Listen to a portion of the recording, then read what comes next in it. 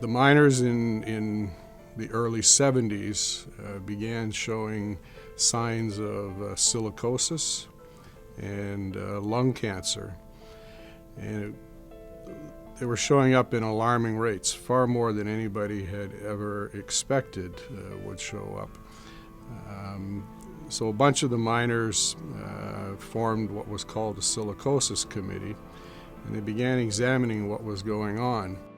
So this caused a lot of concern, and the miners went to the union, and the union took up the case, and through their research, they believed that there was something wrong, but they couldn't find anything specifically. In April of 1974, at a general membership meeting held by Local 5762, that the local union officers were reporting back to the members about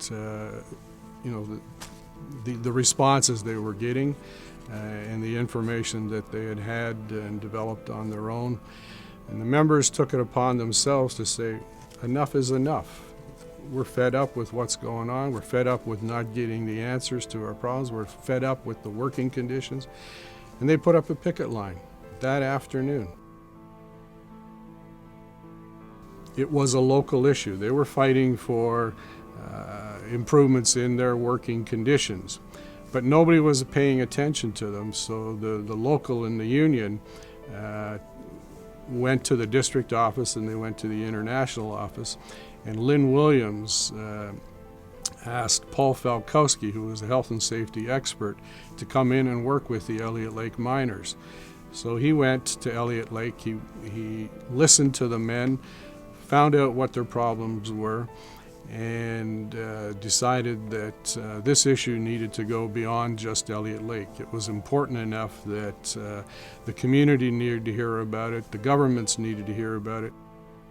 And so they went to the companies and they went to the government and asked them what was going on and did they know anything about it. And they were being told no, not to worry, that the dust that they were experiencing underground was just nuisance dust. Radiation wasn't a significant problem and they ought not to worry about it.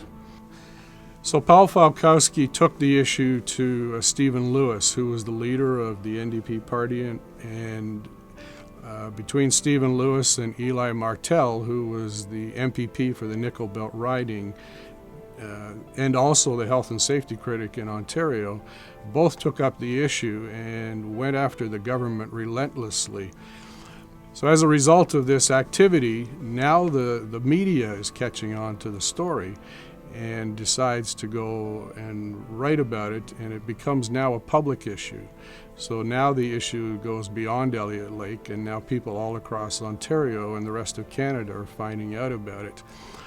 And they're putting questions and pressure on the employer.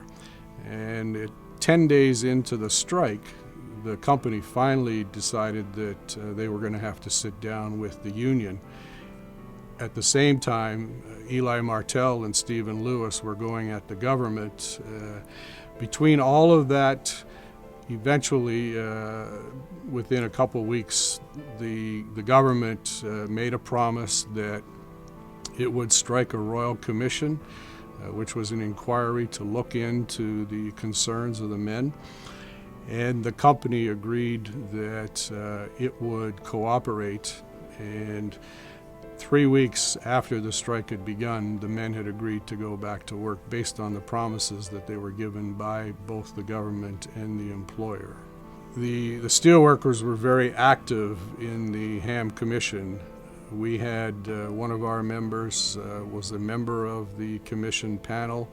The steelworkers made many presentations and recommendations. Both Ken Valentine and Gib Gilchrist were instrumental in working with the local unions to coordinate their presentations to the Ham Commission. The commission issued its report in 1976, and that report made 117 recommendations. A number of those recommendations were based on recommendations made by the steelworkers. The right to refuse, the right to participate in the workplace, the right to know were all issues that the steelworkers indicated were extremely important. The right to have joint health and safety committees, the right to have worker advisors, the right to shut down unsafe work and unsafe equipment. Many of those recommendations made their way into the Ham Commission. In 1976, after the Royal Commission had presented its report, the union took that energy that it had created and lobbied the government, along with other labor unions in the Ontario Federation of Labor at the time, to say to the government, not only do you need to enact legislation for the mines in Ontario, but you need to do it for all workplaces because everybody is experiencing problems of one kind or another.